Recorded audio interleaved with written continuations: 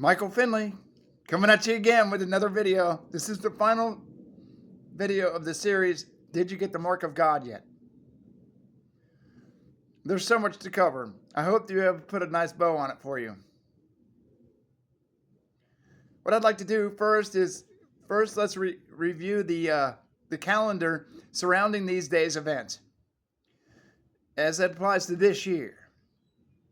It changes every year because we follow a calendar that's no longer in service, and we get our dates from the tribe of Judah.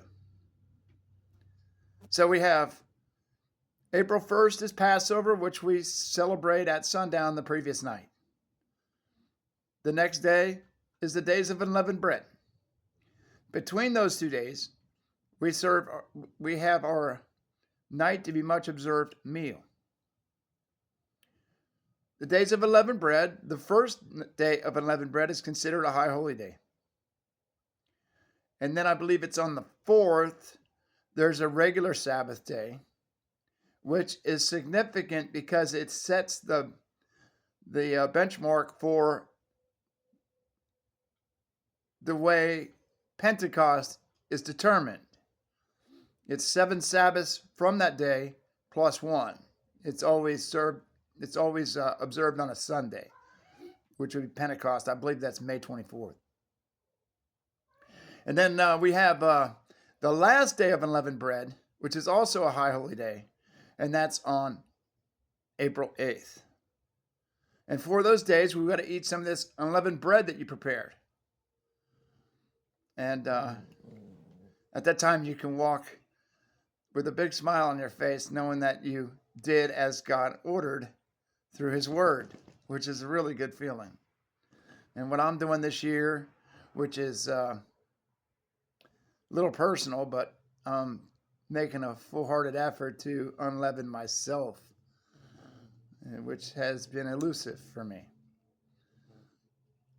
I gave to God, I said, listen, you're going to have to finish me because I don't know if I can do it, but I will align with you, and then we'll see what he can do from there.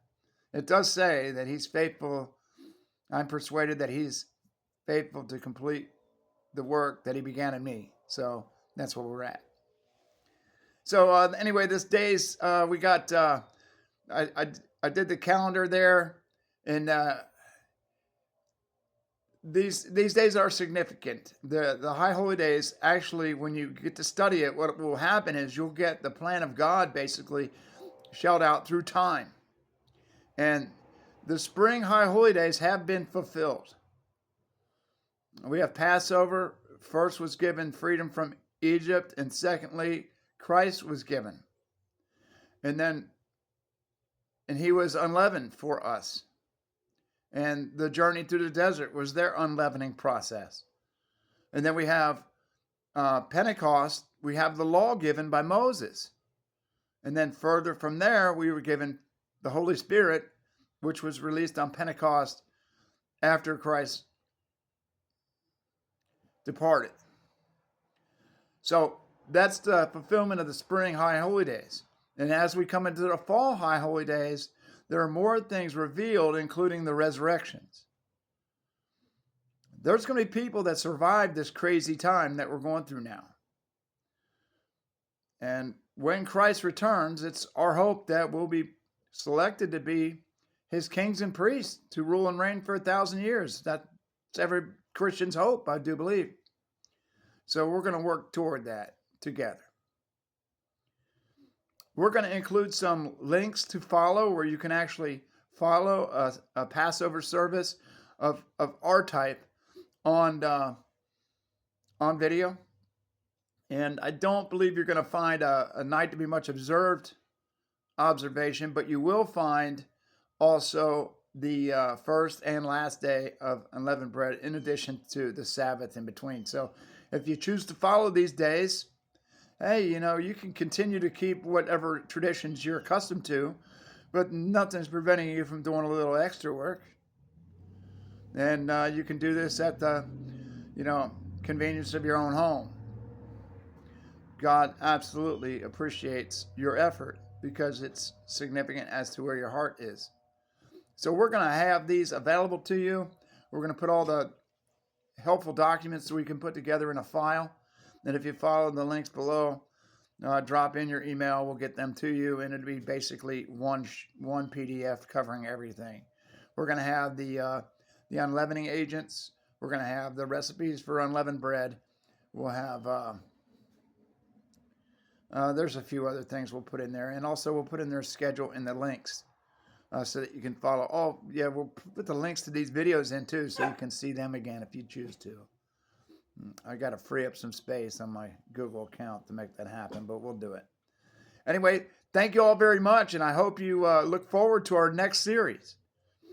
It's equally powerful and important, and it solves a mystery that I've had for years. And just to give you a quick window of that, there's always a battle about, grace, grace, grace. Paul says, should we, as grace abounds, as evil abounds, so much more God's grace abounds. So is that a license to sin? And no, of course not. But there's a lot of teachings out there that say, don't even worry about it. And I'm like, well, I kind of remember this overcoming thing that we're in charge to do. Well, just to give you a freebie, Revelation 12 says they overcame by the blood of the Lamb, the word of their testimony, and they loved not their lives to death. So that was a quick recipe for overcoming. But I found another one which is much, much more practical, and it has to do with becoming royal. So tune in for this next series. Your prayer life is about to become very powerful. And we'll see if we can line you up to be one of God's kings and priests. Can you imagine visiting your children 6 generations from now? Because you can come and go just like Christ did. Wouldn't that be awesome? Anyway, thank you all very much. I appreciate you listening to me and considering these issues. Thank you. Bye.